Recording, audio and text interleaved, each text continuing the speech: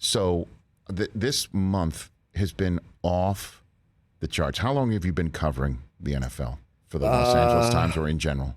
Just for everything? In general, 28 years. Okay. 28 years. What is what is happening?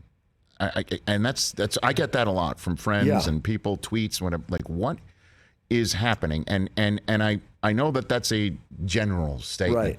But there has to be a reason, right?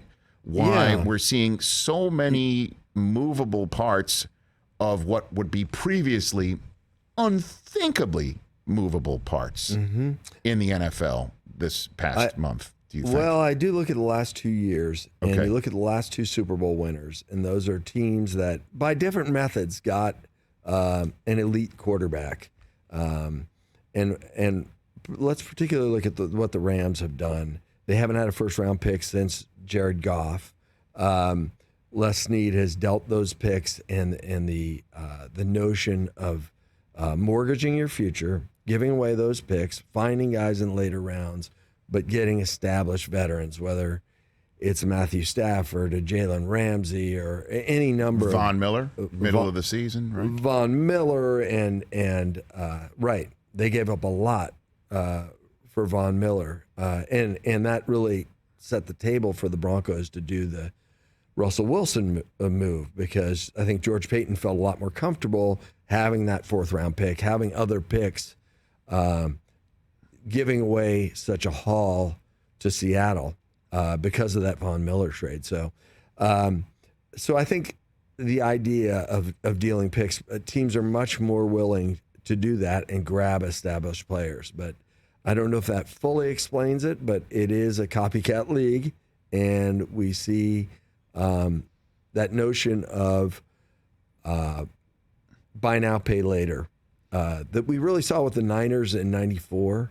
And the way they were able to parlay that team early at the first year of the salary cap, and Carmen Policy, what he was able to do, build that all-star team, and then won the Super Bowl with that team. I think people have been chasing that notion of building an all-star team and winning with it, and the Rams proved they were able to do that. And that sort of at least set the environment, I think, for some of the things we're seeing now. And then on top of it too, well, it's an excellent theory, and then it could be in convergence at the same time with a time in the NFL where players seem to have more leverage than ever before. Perfect example is Davante Adams, okay? Where I think, if this was 5 years ago, and I'm just choosing a number out of the top of my head, but Davante Adams having a franchise tag, and we say it on the show, slapped on him, because there are two ways to put a franchise tag. You either place it on somebody or slap it on somebody, depending on how it's received by the player who's being tagged. Okay, so it's slapped on him. He doesn't want it. He knows it's coming. He knows it's going to be there, because it's over a year now of negotiating, apparently. It goes back to last summer, right, where he wants a contract, and then there's an argument about how to look at DeAndre Hopkins' contract, and who is the highest paid receiver in the NFL on an annual basis anyway, right? But that's what's going on with Davante Adams. 5 years ago, the answer from the Packers might have been just, too bad. You're franchise tag. We got Aaron Rodgers back in the fold. We'll figure it out with you. And while we figure it out with you, you're here. We don't care that you used to room with Derek Carr. We don't care that you want to be a Vegas Raider. You're here. Now, though, he's a Vegas Raider. They trade him.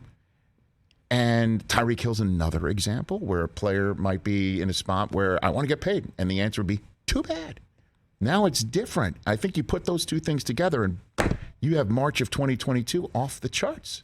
Yeah, and I think, and it's been building to this. I think the player empowerment thing has been over the last 5 years. And we've seen guys force their way out of teams.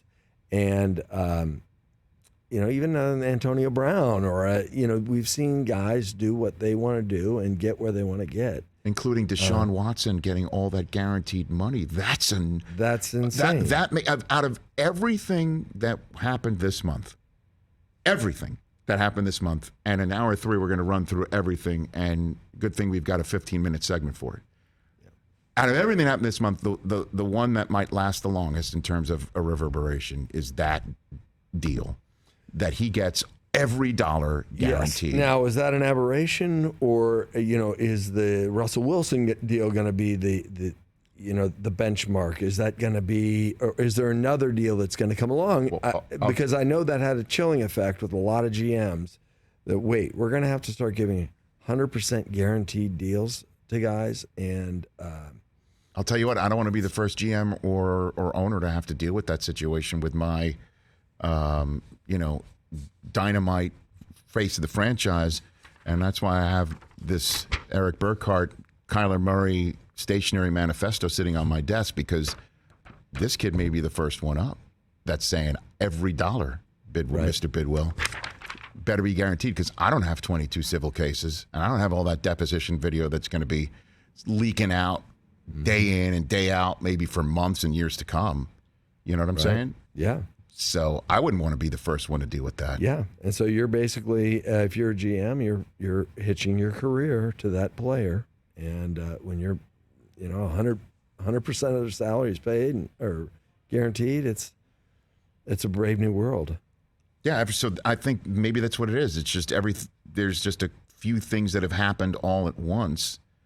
And from, as you say, Brady saying, let me try something completely different. And Matthew Stafford has the same idea. And Les Snead is like FM, all them picks. And then at the same time, players are beginning to get the NBA treatment from NFL owners. And it does feel like it's been percolating over the years. And maybe this is the year it came to a head. And now we're going to see the seismic shift, a seismic shift in the NFL. But player empowerment, and I wish I had more examples that would immediately spring to mind right now, but that's been on the lips of a lot of people for a while, that is changing. The players are getting increasing their leverage, and it's come to a head this year. Hey, you watched all the way to the end. Thanks for that. Watch more right here.